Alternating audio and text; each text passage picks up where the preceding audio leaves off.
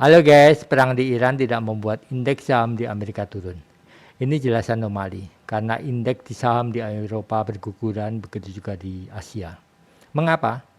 Ya, karena dengan invasi Amerika sama dengan invasi Amerika di Venezuela, perang ini juga berpotensi besar menguntungkan Amerika karena bisa merampas minyak Iran sama seperti Amerika merampas minyak Venezuela secara paksa dan gratis. Apakah ini jahat? Ya, secara nalar jelas ini jahat. Sebuah negara berdaulat diserang, pemimpinnya ditahan dan dibunuh.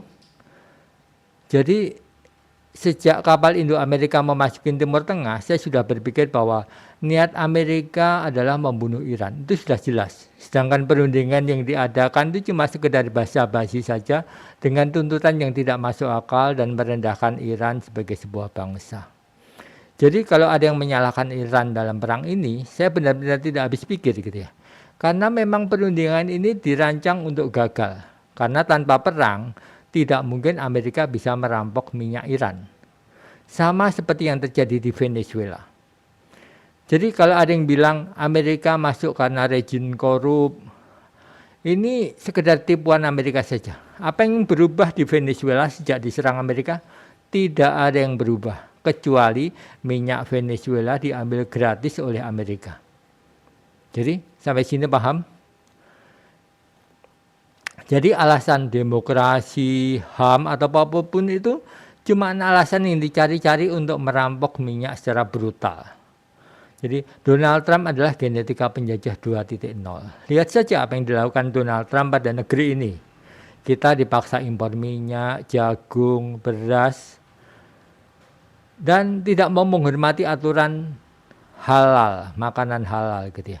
Jadi ini sangat menekan kita sebagai bangsa ya. Kita tidak membicarakan tentang agama, tapi seharusnya keyakinan sebagian besar ya, itu harus dihormati. Apa yang sudah terjadi puluhan tahun itu harus dihormati dan tidak bisa atas dasar paksaan kita dipaksa untuk menghilangkan, untuk mengabaikan hal-hal yang diyakinin itu ya.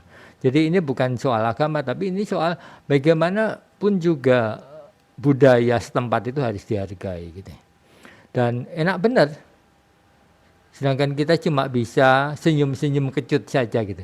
Nggak bisa membantah. Ini menyedihkan sekali. Dan kalau saat ini masih ada yang belain Trump di Indonesia, itu saya benar-benar nggak habis pikir. Bagaimana mungkin harkat kita sebagai sebuah bangsa ditekan dan dilecehkan dan kita masih membela orang yang melecehkan tersebut. Kalau menurut kalian gimana? Tulis di kolom komentar pendapat kalian mengenai perang Iran ini.